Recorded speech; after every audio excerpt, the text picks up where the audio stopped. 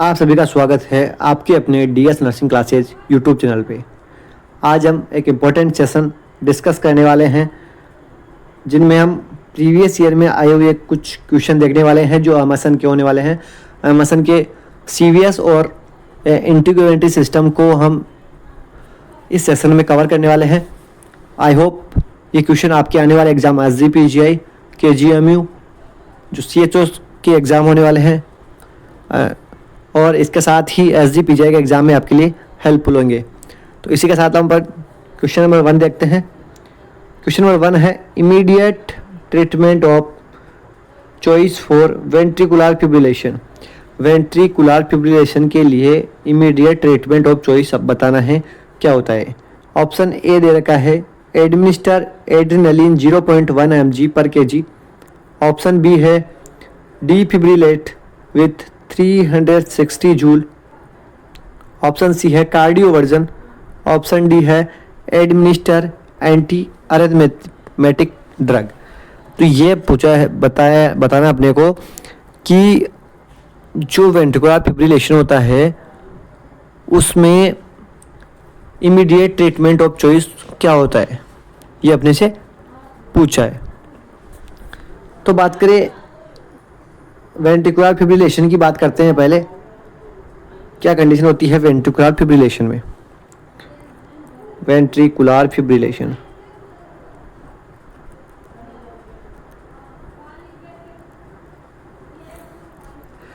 बात करें ventricular fibrillation की तो एक सीरियस कार्डिक रिदम डिस्टर्बेंस होता है। इसमें कार्डिक रिदम डिस्टर्बेंस से रिलेटेड एक प्रॉब्लम है, सीरियस प्रॉब्लम होती है।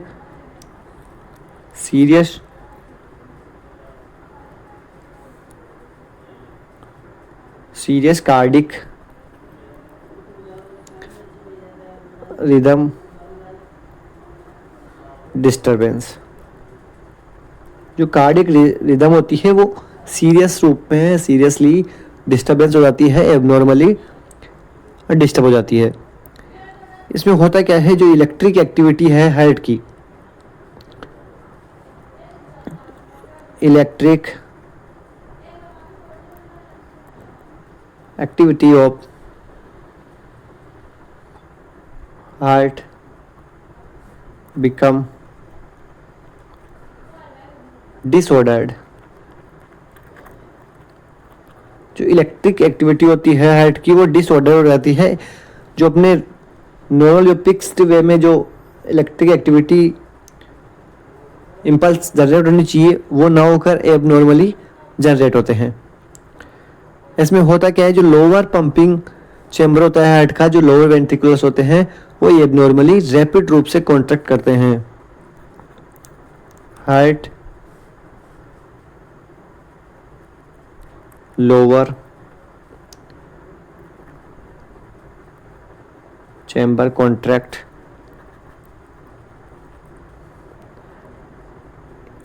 in a rapid unsynchronized वे अनसिंक्रोनाइज्ड वे में पंप करते हैं। जो लोअर वेंट्रिकुलर्स होते हैं हार्ट की, जो पंपिंग चैम्बर कराते हैं वो एबनॉर्मली अनसिंक्रोनाइज्ड मतलब एबनॉर्मली रूप से पंप करते हैं, जो एक फिक्स्ड रेट में। बात करें इसमें दो कंडीशन इसकी ECG की बात करें, ECG कैसी होती है तो एबनॉर्मल ECG होती है। ना तो कोई P वेव दिखती है, ना QRS कॉम्प्लेक्स दिखता है, ना कोई T वेव होती है। इसमें एबनॉर्मल वेव्स जनरेट होती है ECG में, जिसको पर बोलते हैं फिब्रिलेटिंग वेव। और इसमें जो पल्स होती है वो एब्सेंट होती है, ये भी आपको ध्यान रखना है, पल्स एब्सेंट होती है। ये दो कंडीशन देखने को मिलती है वेंट्रिकुलर फिब्रिलेशन में। और इसके मैनेजमेंट की बात करें तो इसके मैनेजमेंट में जो इमीडिएट मैनेजमेंट होता है वो होता है डिफिब्रिलेशन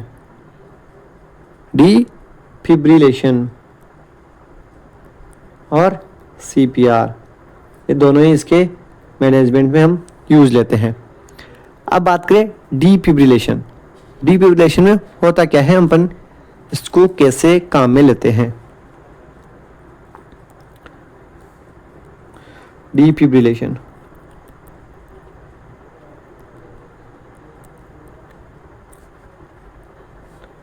तो डीफिब्रिलेशन में जो अपन यूज करते हैं एसिंक्रोनाइज इलेक्ट्रिक शॉक। इसमें एसिंक्रोनाइज इलेक्ट्रिक शॉक यूज में लेते हैं किसके लिए, तो टर्मिनेट पल्सलेस वीटी और वीएफ। अपन इसको पल्सलेस वीटी मतलब वेंट्रिकुलर टेकिकार्डिया में यूज लेते हैं और वेंट्रिकुलर फिब्रिलेशन में यूज लेते हैं। तो इसमें क्या करते हैं अपन, use of एसिंक्रोनाइज्ड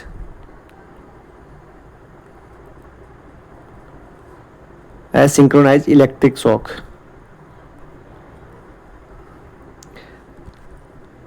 to terminate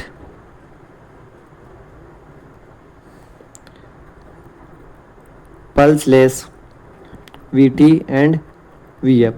pulseless ventricular tachycardia और जो अपनी वेंट्रिकुलर फिब्रिलेशन है उसमें अपन डीफिब्रिलेशन को काम में लेते हैं। एक इमरजेंसी प्रोसीजर होता है, आपको ये भी ध्यान रखना है। और इसमें दो टाइप से अपन शॉक देते हैं, दो टाइप से अपन इसको यूज लेते हैं। इसके टाइप्स की बात करें, एक तो होता है मोनोफेजिक डिफिब्रिलेशन और एक होता है बाईफेजिक डिफिब्रिलेशन। मोनोफेजिक और बाईफेजिक, मोनोफेजिक में जो अपन इलेक्ट्रिक करंट यूज लेते हैं उसमें 360 जूल यूज लेते हैं और बाईफेजिक में 120 टू 200 जूल। ये आपको ध्यान रखना है, ये एग्जाम में आता है कि मोनोफेजिक में कितना इलेक्ट्रिक करंट यूज लेते हैं और बाईफेजिक में कितना इलेक्ट्रिक करंट यूज लेते हैं। ये दोनों ही बातें एग्जाम की दृष्टिकोण से इंपॉर्टेंट है। नेक्स्ट अपन बात करें तो जैसे ही आप सीपीआर आप डिफिब्रिलेट करते हो तो डिफिब्रिलेट शॉक देने की जस्ट बाद से आपको सीपीआर कंटिन्यू कर देना है। लगभग 2 मिनट तक आपको सीपीआर देना है उसके बाद में, और फिर वापस रीअसेस करना है। अगर वापस रिदम एबनॉर्मल आए तो फिर वापस सेकंड आपको शॉक देना है। ये आपको ध्यान रखना है। जो प्रिकॉशन है वो इम्पोर्टेंट है। इसमें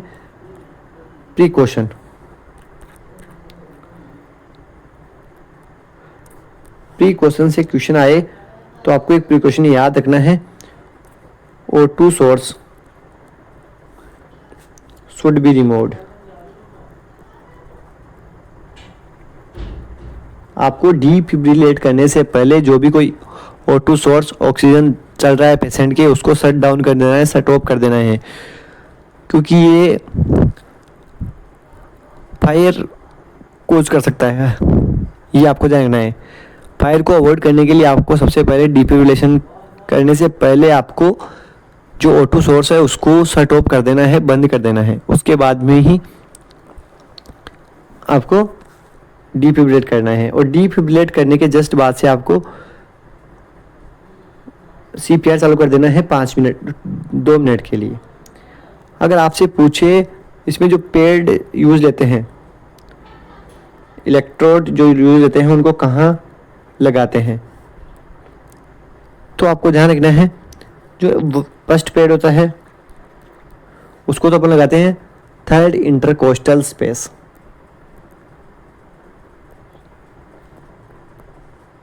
third intercostal space right to the sternum. Sternum के राइट में थर्ड इंटरकोस्टल स्पेस पे। और जो सेकंड होता है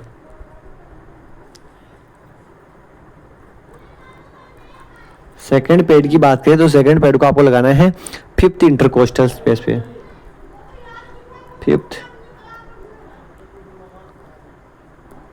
coastal space left to sternum. एक तो आपको लगाना है थर्ड इंटरकोस्टल स्पेस के राइट टू स्टर्नम और दूसरा लगाना है left to sternum fifth intercostal space पे। ये आपको ध्यान रखना है। तो ये अपना जो क्वेश्चन था उससे रिलेटेड कुछ डिफिब्रिलेशन और वेंट्रिकुलर टेकिकार्डिया फिब्रिलेशन के बारे में हमने बात की डिफिब्रिलेट कैसे करते हैं, कितने जूल यूज लेते हैं, ये सारी बातें अपन ने इसमें की, कैसे ईसीजी हमें दिखाई देती है इसमें। तो ये इम्पोर्टेंट बातें थी जो एग्ज़ाम के दृष्टिकोण से इम्पोर्टेंट थी, वो हमने यहाँ डिस्कस की। अब बात करें क्वेश्चन के आंसर की, तो क्वेश्चन का आंसर होगा वो option B, defibrillation with 360 joule. अगर हम मोनोपेजिक यूज ले रहे हैं तो 360 जूल, और बाईपेजिक ले रहे हैं तो 120 to 200 जूल यूज लेते हैं। तो इस क्वेश्चन का आंसर होगा ऑप्शन बी। नेक्स्ट क्वेश्चन है the tried of symptoms seen in the cardiac tamponade. Cardiac tamponade की कंडीशन में जो ट्राइड सिम्टम होते हैं वो कौन कौन से होते हैं, ट्राइड सिम्टम में कौन कौन इन्वॉल्व होता है, ये इस क्वेश्चन में पूछा है। ऑप्शन ए है tachycardia, tachypnoea, tender hepatomegaly. Option B है muffled heart sound, distended neck vein, hypotension. C option है स्टेसिस, हाइपरकोगुलेबिलिटी और वेसल इंजरी। और डी है चेस्ट पेन, हार्ट फेलियर और सिंकोप। ये आपके इससे पूछा है, ट्राइड सिम्टम पूछा है कार्डिक टेम्पोनेट का। तो बात करें अपन जो सी ऑप्शन दिया है, ये इसको अपन एक्सक्लूड कर देते हैं, क्योंकि ये डीवीटी का होता है, डीवीटी का ट्राइड होता है ये तीनों ही। डीप वेंट थ्रोम्बोसिस की कंडीशन में स्टेसिस, हाइपरकोगुलेबिलिटी, वेसल इंजरी उसके ईटियोलॉजी के ट्राइड होते हैं। तो ऑप्शन सी तो नहीं होने वाला इसका। अब हम बाकी देखते हैं कार्डिक टेम्पोनेट के बारे में।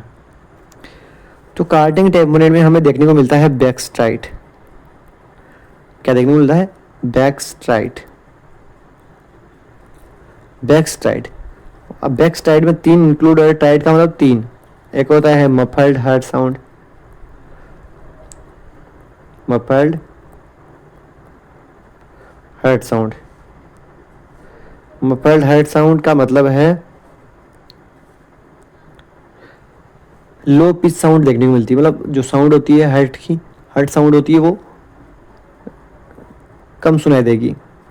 एक होगा डिस्टेंडेड नेक वेन, और एक होता है हाइपोटेंशन। ये तीनों ही बैक स्ट्राइड है जो कि कार्डिक टेम्पोनेट में देखने को मिलते हैं। अब बात करें कार्डिक टेम्पोनेट होता क्या है।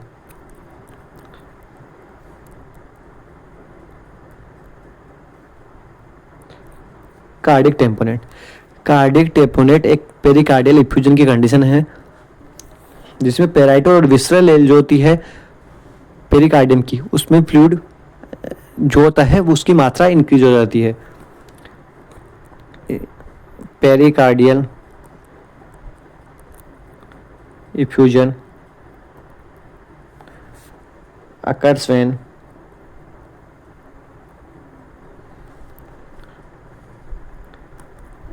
the space between parietal and visceral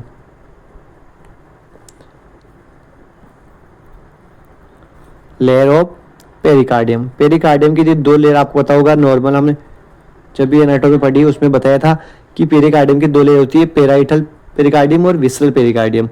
इन दोनों के बीच में पेरिकार्डियल फ्लूइड होता है, उसकी मात्रा जब बढ़ जाती है, एबनॉर्मली इंक्रीज हो जाती है, तो उस कंडीशन को अपन बोलते हैं टेम्पोनेट, कार्डिक टेम्पोनेट। तो ये क्या होता है? पेल्स विथ फ्लूइड। अब बात करें नॉर्मल वैल्यू क्या होती है पेरिकार्डियल फ्लूइड की। नॉर्मल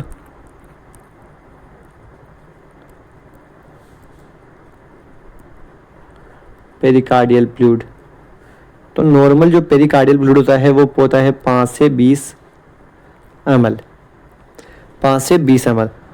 अब एक बार इमेज के हिसाब से समझे, तो ये अपना हेड है, इसकी बाहर के लिए मान लो आप ये पेरिकार्डियम है, विसरल और पेराइटल।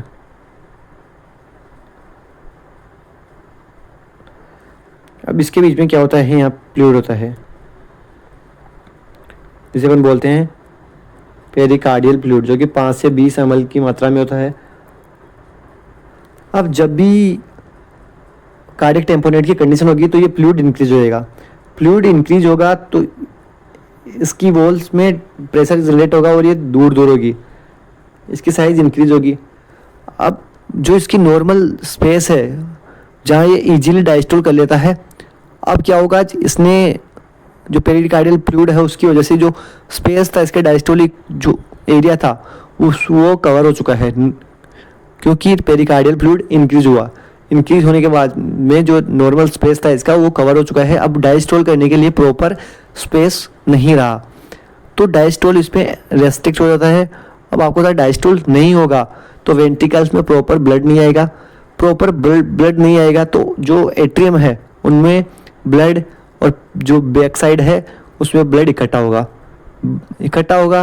प्रॉपर डायस्टोल नहीं होगा तो हार्ट की साउंड लो होगी और इसमें बॉडी में ब्लड इकट्ठा होगा, फ्लूइड इकट्ठा होगा तो जो वेन होती है वो भी डिस्टेंडेड होगी और वेंट्रिकल्स में प्रॉपर ब्लड नहीं आएगा। तो ब्लड नहीं आएगा तो जो कार्डिक आउटपुट है वो भी कम होगा, तो हाइपोटेंशन की कंडीशन देखने को मिलेगी। तो ये तीनों ही सिम्टम्स बैक स्ट्राइड में आते हैं और ये नॉर्मल सी कंडीशन है। जो कार्डिक टेम्पोनेट होता है उसमें जो पेरिकार्डियल फ्लूइड होता है उसकी मात्रा बढ़ जाती है और ये हमने स्ट्रक्चर से देखा। आई होप आपको ये समझ में आया होगा। तो ये होता है कार्डिक टेम्पोनेंट और ये होता है इसमें बैक स्ट्राइड, जिसमें muffled heart sound, distended neck vein और हाइपोटेंशन देखने को मिलता है। अब बात करें ऑप्शन की, कौन सा ऑप्शन राइट होगा इसमें। ऑप्शन ए में टेकिकार्डिया, टेकिपनिया बिल्कुल नहीं है। ऑप्शन सी हमने देख लिया कि ये डीवीटी में देखने को मिलता है। Option D chest pain, heart failure, ये भी नहीं होता है। Option B muffled heart sound, distended neck vein और हाइपोटेंशन, ये देखने को मिलेगा। बिल्कुल सही, ऑप्शन बी इज राइट। इसको बोलते हैं अपन बैक स्ट्राइड, जो कि देखने को मिलता है कार्डिक टेम्पोनेंट में। इंपॉर्टेंट क्वेश्चन हो सकता है आपके लिए आने वाले एग्जाम में, इनमें से क्वेश्चन आते हैं। नेक्स्ट क्वेश्चन आपके सामने है।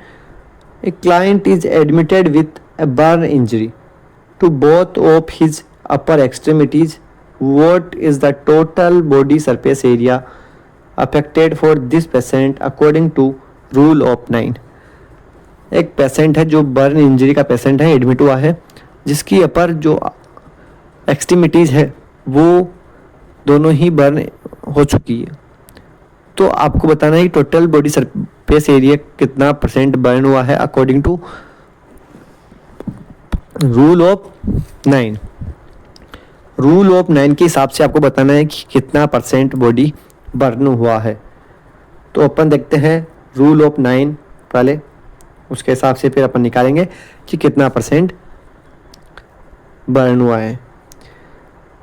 तो बात करें रूल ऑफ 9 की, इम्पोर्टेंट है, इससे क्वेश्चन आते हैं कई बार, तो ये आपको ध्यान से देखना है।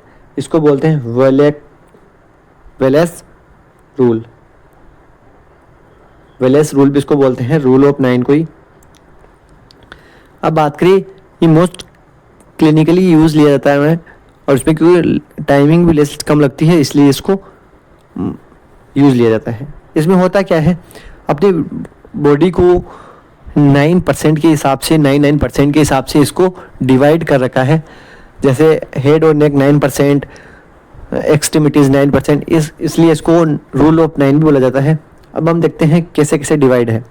सबसे पहले जो हेड और नेक है उसको अगर वो दोनों जल जाती है तो उसको 9% देते हैं। अब इसमें अपन अपने कॉमन सेंस से देख सकते हैं, अगर नेक बर्न नहीं है, हेड बर्न है, तो उसको अपन हाफ कर लेंगे 4.5%, और अगर हेड बर्न नहीं है और नेक है तो 4.5%। ये अपने कॉमन सेंस से अपन को करना होता है। नेक्स्ट थोरेक्स जो है उसको दिया जाता है 18%। जो अपना चेस्ट वाला भाग है उसको 18% गिना जाता है। अगर एंटीरियर चेस्ट ओनली बर्न हुआ है और पोस्टीरियर नहीं हुआ तो अपन उसको 9% काउंट करेंगे। अगर एंटीरियर और पोस्टीरियर दोनों बर्न हुआ है तो उसको अपन 18% काउंट करेंगे। अगर आपको दिया हुआ है कि posterior chest is burn and anterior is safe, तो आपको ओनली 9% गिनना है। ये 18% थोरेक्स का इंटीरियर और पोस्टीरियर व्यू दोनों को मिलाकर बताया गया है 18%। नेक्स्ट बात करें एब्डोमेन, तो एब्डोमेन को भी दिया जाता है 18%। वही ऊपर वाला सिनेरियो, एंटीरियर एब्डोमेन और पोस्टीरियर एब्डोमेन, आगे से अगर जला है तो 9% और पीछे से जला है तो 9% और कंप्लीट बर्न है तो 18%। नेक्स्ट एब्डोमेन के बाद में आता है आर्म। जो प्रत्येक आर्म है उसको दिया जाता है 9%, प्रत्येक आर्म को 9% दिया जाता है। ईच आर्म एक आर्म को 9%, दोनों आर्म को 9% मतलब 18%।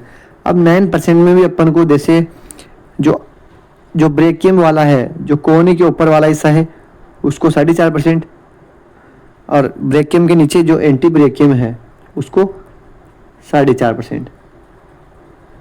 मतलब अगर कोहनी के ऊपर जला है अगर आर्म, तो उसको अपन 4.5% कंसिडर करेंगे, और अगर कोहनी के ऊपर सेफ है और कोहनी के नीचे जला है तो उसको अपन 4.5% कंसिडर करेंगे, और कंप्लीट बर्न है तो उसको अपन 9% कंसिडर करेंगे। तो ईच आर्म का ध्यान रखना है 9% है। नेक्स्ट ध्यान रखें लेग, पैर की बात करें अपन तो ईच लेग की बात करें यहाँ पर, प्रत्येक लेग को माना जाता है 18%। एक आर्म के लिए 9% था, अब यहाँ ईच लेग के लिए 18% है, मतलब 18%। इस पे भी वैसे ही अगर थाई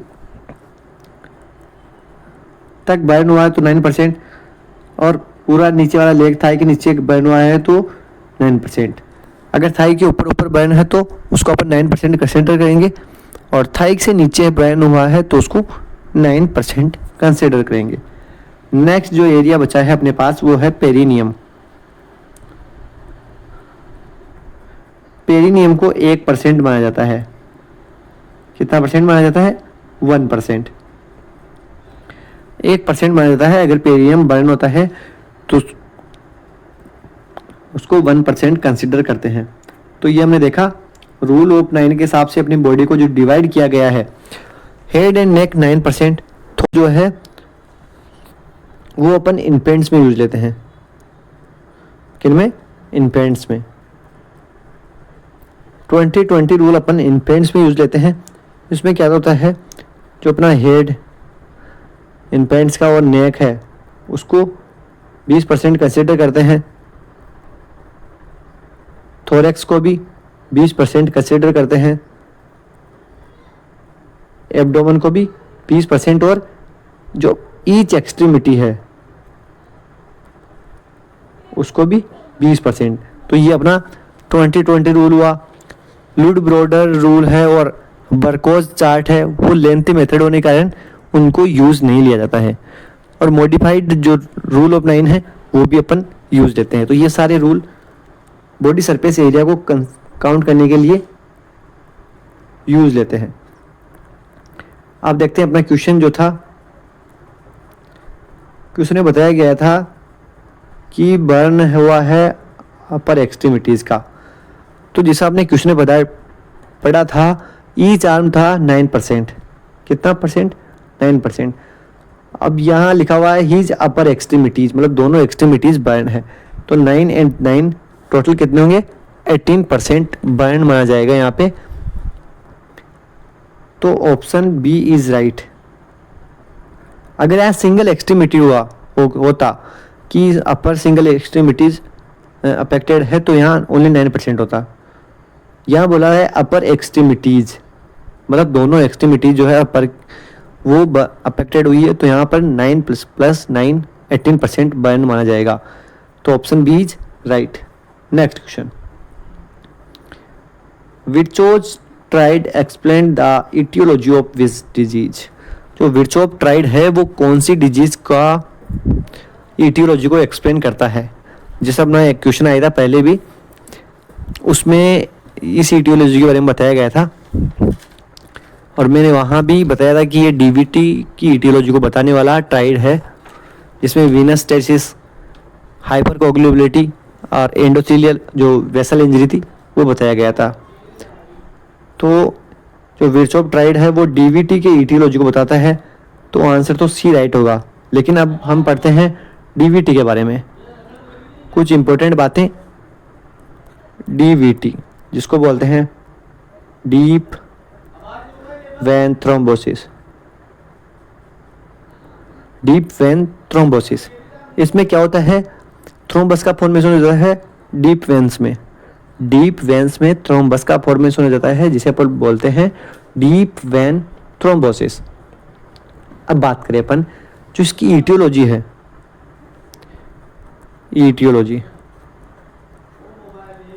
ऑफ डीवीटी, इसको एक्सप्लेन करता है, explain by Virchow strayed, Virchow strayed द्वारा एक्सप्लेन करते हैं डीवीटी के ईटियोलॉजी को। अब बात करें ट्राइड कौन कौन से इसमें कंसिडर होते हैं। ट्राइड का मतलब तीन ईटियोलॉजी बताता है, जिसमें सबसे पहले आती है वीनस स्टेसिस। वीनस स्टेसिस का मतलब होता है लंबे टाइम तक ब्लड का वेन में रुका रहना, उसकी वजह से भी थ्रोम्बस का फॉर्मेशन हो सकता है। दूसरा है एंडोथीलियल इंजरी, एंडोथीलियल जो वेसल है उसमें इंजरी हो जाना किसी प्रकार की, तो उसकी वजह से भी थ्रोम्बस फॉर्मेशन हो सकता है। एक है हाइपर कोएगुलेबिलिटी, हाइपर कोएगुलेबिलिटी हो जाना, उसकी वजह से भी थ्रोम्बस का फॉर्मेशन होता है, मतलब ब्लड का बार बार कोगुलेट हो जाना, जम जाना। तो विर्चोप ट्राइड में 3 कंडीशन आती है। एक तो होता है वीनस स्टेसिस, इंपॉर्टेंट है ये, हाइपर कोगुलेबिलिटी, हाइपर कोगुलेबिलिटी ऑफ ब्लड, और एक होता है एंडोथीलियल इंजरी, वेसल की इंजरी या एंडोथीलियल इंजरी भी इसकी ईटियोलॉजी विर्चोप ट्राइड में आता है। इसके अलावा जो रिस्क फैक्टर होते हैं वो होते हैं जैसे लॉन्ग टाइम तक अगर कोई पेशेंट बेड रिटर्न है तो उनमें देखने को मिल सकता है, डिलीवरी के बाद में ये कंडीशन देखने को मिल सकती है। और बात करें इसके डायग्नोस्टिक या फिर क्लिनिकल मैनिफेस्टेशन की, अगर इसके क्लिनिकल मैनिफेस्टेशन की अपन बात करें तो उनमें अपने को देखने को मिलता है क्लिनिकल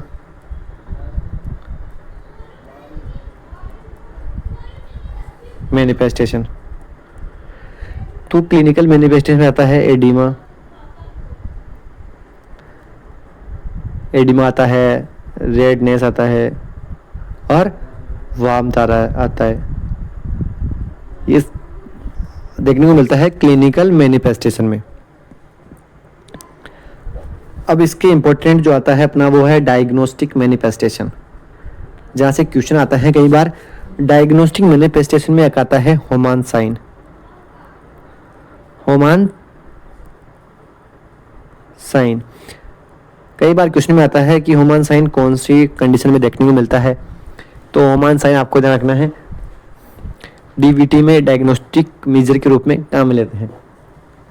इसमें क्या होता है वो देखते हैं। इसमें पेशेंट को सुपाइन पोजीशन में लेटा दिया जाता है, patient in supine position, patient को सुपाइन पोजीशन दी जाती है। सुपाइन पोजीशन देने के बाद जो एग्जामिनर होता है उसके पेशेंट के पैर को डोर्सी फ्लेक्स करता है, dorsiflexion of leg by examiner, examiner द्वारा पेशेंट के पैर को डोर्सी फ्लेक्शन किया जाता है। डोर्सी फ्लेक्शन करने के बाद में अगर पेशेंट पेन फील करता है काफ एरिया में, if patient feel pain in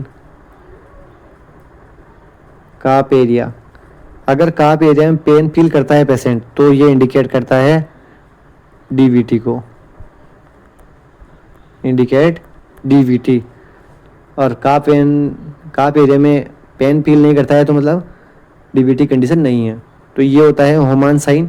patient को सुपाइन पोजीशन देने के बाद में डोर्सिफ्लेक्शन किया जाता है लेग का एग्जामिनर द्वारा, और डोर्सिफ्लेक्शन करते टाइम अगर पेशेंट फील करता है पेन काफ एरिया में तो वो DVT की कंडीशन मानी जाती है।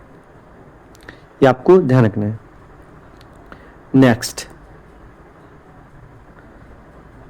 नेक्स्ट बात करें प्रिकॉशंस। हम कैसे DVT कंडीशन को रोक सकते हैं। प्रिकॉशंस की बात करें तो पेशेंट जो भी लंबे टाइम तक बेड रिडन है तो उसको क्या करना है, सुपाइन पोजीशन देनी है। Supine position with leg elevation. Patient अगर लंबे टाइम तक बेड रिडन है तो उसको सुपाइन पोजीशन में लेग को एलिवेट करके रखना है थोड़े टाइम के लिए। इसके अलावा आपको ध्यान रखना है मेंटेन स्ट्रिक्ट बेड रेस्ट। और DVT वाले कंडीशन में आपको ध्यान रखना है कोई लंबा टाइम तक अगर पेशेंट बेड रिडन है तो उसमें आपको अवॉइड करना है मसाज को। अवॉइड DVT वाले पेशेंट में आपको मसाज को अवॉइड करना है। इसके अलावा हॉट एप्लीकेशन, जो भी अफेक्टेड एरिया है उस पर हॉट एप्लीकेशन आपको नहीं करना है। इससे क्या है, रप्चर होने के कंडीशन क्रिएट हो सकती है। और इसी के साथ आपको कंटिन्यू मॉनिटर करना है रेस्पिरेटरी स्टेटस को। रेस्पिरेटरी स्टेटस को। तो ये प्रिकॉशन आपको ध्यान रखने हैं। इसके अलावा जो इसमें एक चीज़ जो क्वेश्चन आता है, most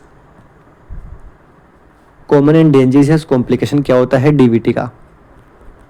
most common and dangerous complication of DVT, ये क्वेश्चन आता है कई बार। तो आपको ध्यान रखना है pulmonary embolism. Pulmonary embolism most common और डेंजरियस कॉम्प्लिकेशन होता है DVT का। ये इंपॉर्टेंट है, बात ध्यान है आपको रखना है। अगर आपसे क्वेश्चन में पूछे कि मोस्ट कॉमन साइट क्या होती है DVT के, तो आपको काफ वेन आंसर करना है। और इसी के साथ इस क्वेश्चन का एक्सप्लेनेशन हमने पूरा किया। ये इंपॉर्टेंट बातें थी सारी DVT से रिलेटेड। एग्जाम में क्वेश्चन बनता है DVT से, ये भी आपको ध्यान रखना है। ये सारी बातें इंपॉर्टेंट है। विर्चॉफ ट्राइड हुआ, मोस्ट कॉमन कॉम्प्लिकेशन कौन सा होता है, कैसे प्रिकॉशन ध्यान रखना है आपको, ये सारी बातें एग्जाम में पूछी जाती है। तो इस क्वेश्चन का आंसर अपने को पता चल चुका है, option C is right. Next question है which among the following is the correct way to administer nitroglycerin for chest pain।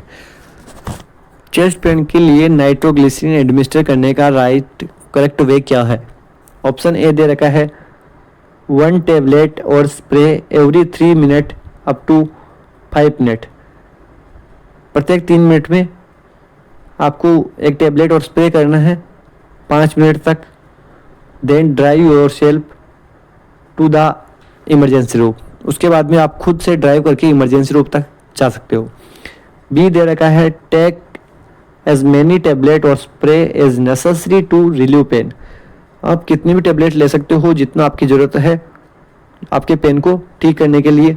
If the pain persistent it is probably not your head. अगर pain सही नहीं हो रहा है तो ये आपका हेड का पेन नहीं है। ऑप्शन सी है 1 टेबलेट और spray every 5 minute up to 3 times. Call 101 and 112 if the pain is not completely relieved. आपको एक टेबलेट और स्प्रे करना है प्रत्येक 5 मिनट में 3 बार, ज़्यादा से ज़्यादा कर सकते हो आप। उसके बाद में आपको 101 या 112 पर कॉल करना है अगर आपका पेन ठीक ना हो रहा हो तो। और डी ऑप्शन है टेक 1 टेबलेट और spray and call the heart clinic. आपको एक टेबलेट और स्प्रे लेना है, उसके बाद में हार्ट क्लिनिक कॉल कर देना है। तो इनमें से कौन सा राइट होगा ये अपन जानते हैं। अब इसके लिए अपने को पढ़ना होगा एक बार नाइट्रोग्लिसरीन। एंटीजी की बात करें, नाइट्रोग्लिसरीन जिसे एंटीजी बोला जाता है, नाइट्रोग्लिसरीन इंपॉर्टेंट है, यहाँ से भी क्वेश्चन आता ही आता है। सबसे पहले बात करिए डीओसी किसकी है, तो ये है DOC angina pectoris, angina pectoris की। नेक्स्ट बात करें इसमें मैकेनिज्म ऑफ एक्शन, कैसे मैकेनिज्म करती है, अपना एक्शन कैसे करती है। तो ये करती है जो कोरोनरी आर्टरी होती है उसको डायलेट करती है, डायलेट कोरोनरी आर्टरी। चेस्ट में पेन क्यों होता है, कहीं ना कहीं कोरोनरी आर्टरी में ऑब्स्ट्रक्शन है, प्रॉपर मायोकार्डियम तक ब्लड सप्लाई नहीं हो रही, ऑटो की सप्लाई नहीं हो रही, इसीलिए वहाँ लैक्टिक एसिड का फॉर्मेशन हो रहा है और लैक्टिक एसिड फॉर्मेशन के कारण चेस्ट में पेन हो रहा है। तो अपना मेन मकसद क्या होगा, मेन मकसद होगा अपने को प्रॉपर ऑटो की सप्लाई करवाना मायोकार्डियम तक। अब अगर कोरोनरी आर्टरी ही ऑब्स्ट्रक्ट है या कोई प्रॉब्लम है तो उसको ट्रीट करने के लिए सबसे पहले अपने को कोरोनरी आर्टरी को डायलेट करना होगा। तो नाइट्रोग्लिसरीन क्या करती है, डायलेट करती है कोरोनरी आर्टरी को। डायलेट होते ही क्या होगा, इंक्रीज होगी, इंक्रीज और टू सप्लाई टू मायोकार्डियम। जैसे ही डायलेट होगी तो मायोकार्डियम तक O2 की सप्लाई बढ़ेगी और O2 की सप्लाई बढ़ेगी तो रिलीफ होगा किससे, चेस्ट पेन से, रिलीफ फ्रॉम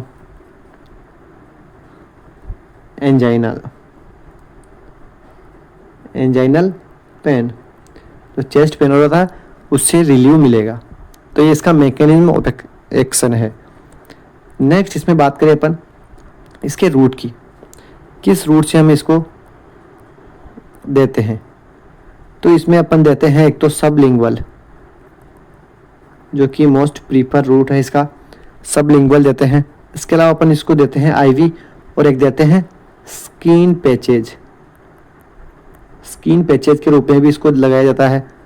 अब आपसे क्वेश्चन आता है कई बार कि स्किन पैचेज नाइट्रोग्लिसरीन के जो होते हैं वो कहाँ लगाने चाहिए, तो ये आपको ध्यान रखना है, non hairy and dry area, dry skin, non hairy और ड्राई स्किन पे अपन को उसको लगाना है। नेक्स्ट बात करें इसमें मैक्सिमम कितनी डोज दे सकते हैं, तो मैक्सिमम आपको 3 डोज देनी है, मैक्सिमम 3 डोज देनी है और प्रत्येक 5 मिनट में आपको इसको रिपीट करना है। फर्स्ट डोज दी, अगर रिलीव नहीं हुआ तो 5 मिनट में दूसरी डोज दो, अगर फिर भी रिलीव नहीं होता है तो 5 मिनट में तीसरी डोज दो। आप मैक्सिमम 3 डोज दे सकते हो। नेक्स्ट, जब भी एंटीजी दो तो उससे पहले बीपी मॉनिटरिंग करना जरूरी है, BP monitoring before every dose, प्रत्येक डोज से पहले आपको बीपी को मॉनिटर करना है। एक क्वेश्चन कई बार आता है कि जब भी एंटीजी लेते हैं तो अगर पेशेंट के मुंह में बर्निंग सेंसेशन हो रहा है तो ये कौन सी कंडीशन है, तो आपको ध्यान रखना है tablet causes burning sensation in oral cavity, it indicate, अगर बर्निंग कोज कर रहा है तो ये इंडिकेट करता है कि मेडिसिन प्रेस है, it indicate medicine is fresh. अगर बर्निंग कोज करती है एंटीजी के टेबलेट देने के बाद में तो वो इंडिकेट करता है कि जो आपने मेडिसिन दी है, जो टेबलेट दी है, वो प्रेस है। नेक्स्ट एक इंपॉर्टेंट क्वेश्चन आता है, मोस्ट कॉमन साइड इफेक्ट। एंटीजी का मोस्ट कॉमन साइड इफेक्ट अगर आपसे पूछे तो आपको आंसर देना है हाइपोटेंशन। और ऑप्शन में हो हेडेक, हाइपोटेंशन की जगह, तो आपको हेडेक सही करके आना है। ये हुआ एंटीजी से रिलेटेड पूरा टॉपिक हमने कवर किया। अब हम देखते हैं जो क्वेश्चन था अपना, वो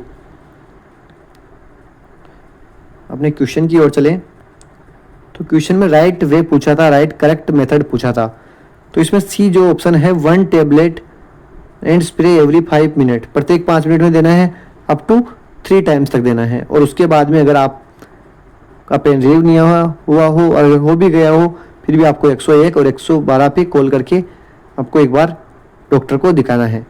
जबकि अदर ऑप्शन की बात करें तो 1 टेबलेट और spray 3 minutes up to 5 times, 5 times तक नहीं लेते हैं, ओनली 3 टाइम्स तक लेते हैं, इसलिए ऑप्शन गलत है। दूसरा था टेक एज मैनी, तो मैनी लेके क्या मरना है क्या यहाँ पे, इसलिए सेकेंड वाला भी गलत है। और take 1 tablet and spray call the heart, तो एक टेबलेट के बाद में भी अपन मैक्सिमम 3 टेबलेट ले सकते हैं, तो इसीलिए डी वाला भी गलत। तो इस क्वेश्चन का आंसर अपने को मिला है ऑप्शन सी। नेक्स्ट क्वेश्चन की बात करें, health education after pacemaker implantation includes. किसी भी पेशेंट को अगर पेसमेकर लगता है तो उसके बाद में आपकी कौन कौन सी हेल्थ एजुकेशन देना जरूरी होता है, उसके बारे में ये क्वेश्चन पूछा गया है। पेसमेकर से रिलेटेड है क्वेश्चन, कई बार एग्जाम्स में आता है पेसमेकर से क्वेश्चन, तो इस क्वेश्चन को देखना है। इसमें ऑप्शन दिया गया है आपके सामने। ऑप्शन ए है चेक बैटरी डेली, आपको डेली बैटरी चेक करना है। ऑप्शन बी है avoid use of lift. Option C है check blood pressure every day. Option D है check pulse every day for 1 full minute at the same time. तो यहाँ pace maker की बात करें अपन, पेस मेकर सबसे पहले अपनी बॉडी जो हार्ट का पेस मेकर किसे बोला जाता है, ऐसे नोड। अब आपको पता होगा पेस मेकर करता क्या है, इम्पल्स जनरेट करता है और हार्ट को कॉन्ट्रैक्शन में जो इलेक्ट्रिक एक्टिविटी है उनका कार्य करता है पेसमेकर। अब जो यहाँ पेसमेकर की बात की जा रही है, ये तो अपना नेचुरल पेसमेकर है ऐसे नोट। तो जो अपन आर्टिफिशियल पेसमेकर होते हैं वो होता क्या है, इसमें अपन 2 टाइप के होते हैं, टेम्परेरी और परमानेंट। टेम्परेरी और permanent device that provide electric stimulation। मतलब ये जो टेम्परेरी और परमानेंट डिवाइस होते हैं जो इलेक्ट्रिक स्टिमुलेशन प्रोवाइड करते हैं और मेंटेन करते हैं हार्ट रेट को, and maintain heart rate when the client's intrinsic pacemaker fails। जब भी अपने जो नेचुरल पेसमेकर है वो फेल हो जाते हैं तो अपने को या तो टेम्परेरी या परमानेंट आर्टिफिशियल पेसमेकर लगाने होते हैं। वो पेसमेकर करते क्या है, इलेक्ट्रिक स्टिमुलेशन करते हैं हार्ट को। जो पेसमेकर नॉर्मल जो नेचुरल पेसमेकर काम कर रहे थे स्टिमुलेशन प्रोवाइड करने का, कॉन्ट्रैक्शन और रिलैक्सेशन करवाने का हार्ट को, अब वो कार्य करेगा जो आपका टेम्पररी और परमानेंट डिवाइस है जो पेसमेकर जानते हैं आर्टिफिशियल पेसमेकर, वो करेगा ये काम। अब इसकी 2 टाइप की सेटिंग होती है, एक तो होता है सिंक्रोनाइज और एक होता है एसिंक्रोनाइज। सबसे पहले बात करें सिंक्रोनाइज की। सिंक्रोनस या फिर सिंक्रोनाइज। सिंक्रोनस का मतलब है डिमांड, जैसा अपना हार्ट डिमांड करेगा वैसे ये इलेक्ट्रिक करंट प्रोवाइड कराता है। इसमें क्या होता है, पेस मेकर जो होता है वो सेंस करता है क्लाइंट की रिदम को। Pace maker sense clients rhythm.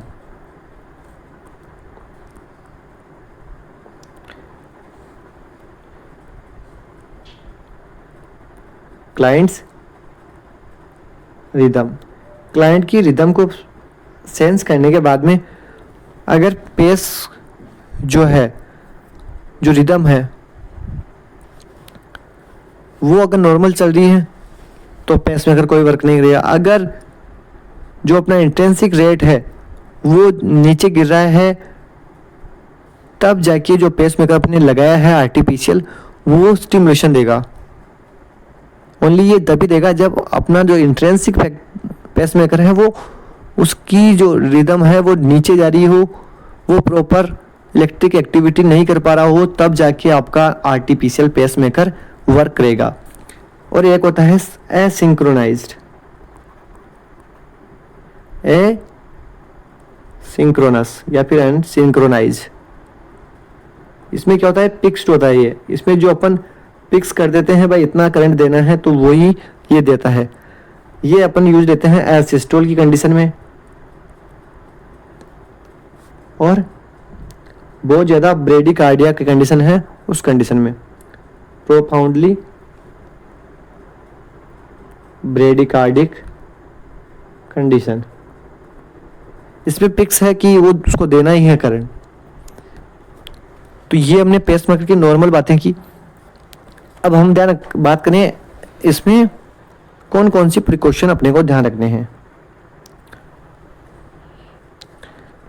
जो पेस मेकर लगाते हैं अपने आर्टिफिशियल, उसमें प्रिकॉशंस।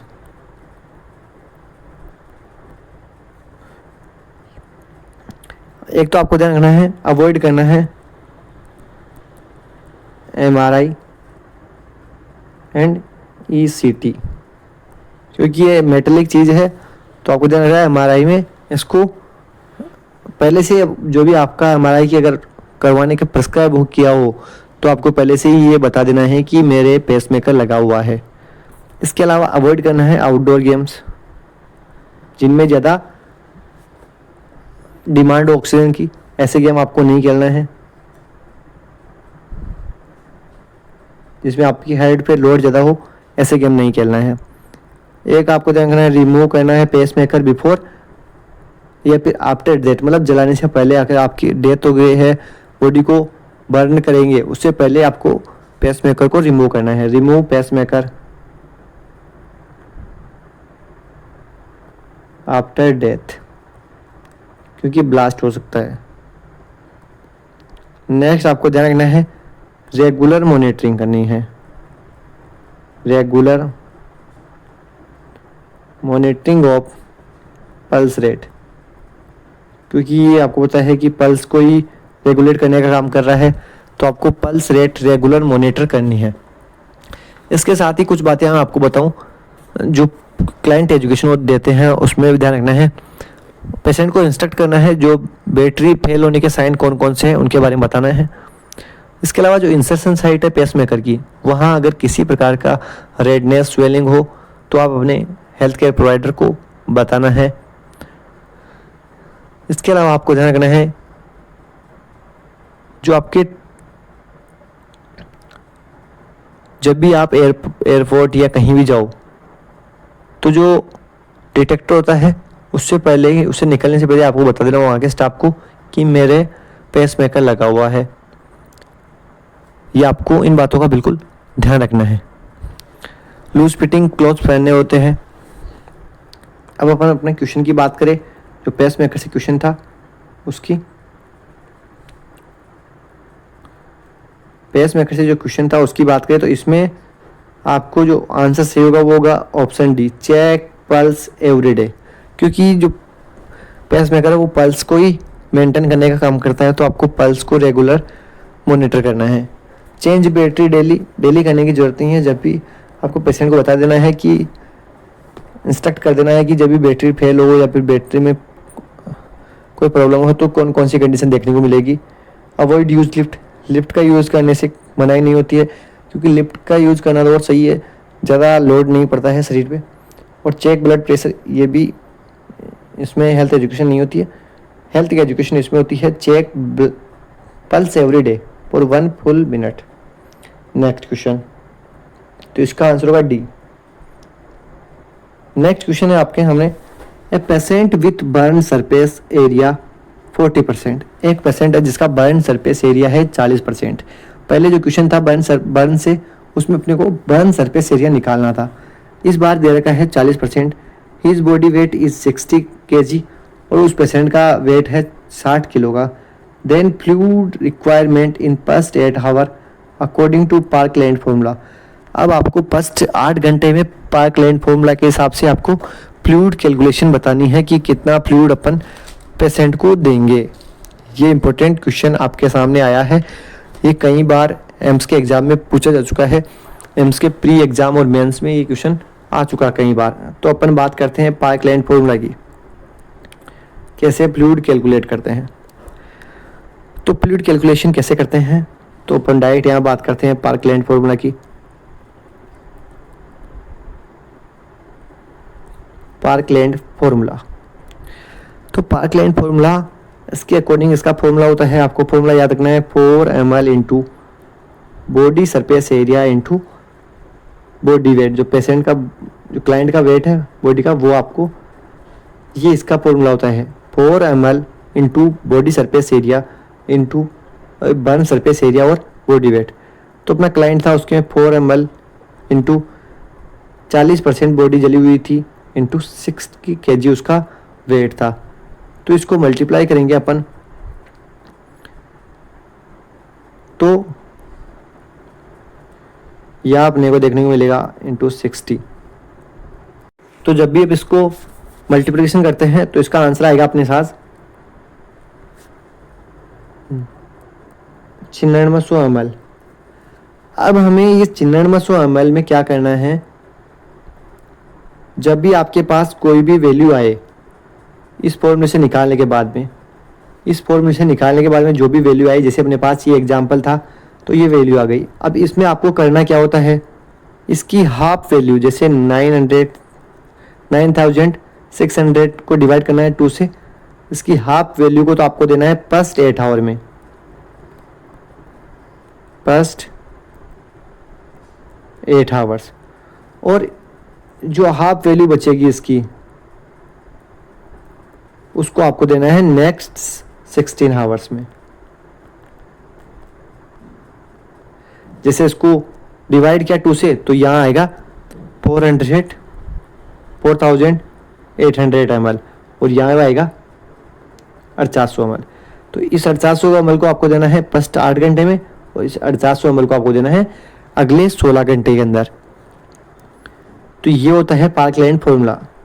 जो भी आपके पास 4 इंटू बर्न सरफेस एरिया और बॉडी वेट को मल्टीप्लाई करने के बाद जो वैल्यू आई आपके पास, उसको 2 से डिवाइड करके उसकी हाफ वैल्यू तो आपको देनी है फर्स्ट 8 आवर में और बची हुई वैल्यू को आपको देना है, बची हुई अमाउंट को आपको देना है नेक्स्ट 16 आवर्स के अंदर। इसी के साथ एक फॉर्मूला और देखते हैं अपन, जो ATLS का फॉर्मूला है, अमेरिकन ट्रोमा लाइफ सपोर्ट। इसके अनुसार भी एक फॉर्मूला बनाया गया है ATLS के अनुसार। इसमें आपको देखना है, अगर एडल्ट पेशेंट है तो अलग है, चाइल्ड है तो अलग है और इलेक्ट्रिक बर्न वाले में अलग है। एडल्ट में आपको 4 ml लेना है, चाइल्ड में आपको 3 ml लेना है और इलेक्ट्रिक बर्न में यहाँ आपको 2 ml लेना है और इलेक्ट्रिक बर्न में 4 ml लेना है। इसके बाद में सेम जो पहले वाला फॉर्मूला पार्कलैंड, वही आपको याद रखना है, into burn surface area into body weight, ये आपको ध्यान रखना है। और जो आपके वैल्यू आई VML में, वो आपको 24 आवर में देनी होती है। ये हुआ अपना ATLS के अनुसार फॉर्मूला। तो ये जो फ्लूइड कैलकुलेशन का फॉर्मूला था, ये भी इम्पोर्टेंट था, ये आपको बिल्कुल याद होना चाहिए। पार्कलैंड फॉर्मूले से कई बार क्वेश्चन आते हैं।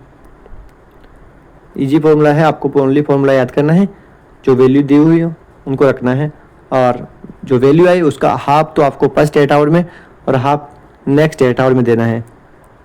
तो इस क्वेश्चन का आंसर अपने को मिला है, अपन निकाले तो अपने को मिला था 9600 मिला था अपने को। अभी इसका हाफ करेंगे तो आएगा 4800, तो ये हमें देना है फर्स्ट 8 आवर में, और बाकी का जो 4800 बचा वो देना है नेक्स्ट 8 आवर में। तो option C is right. Next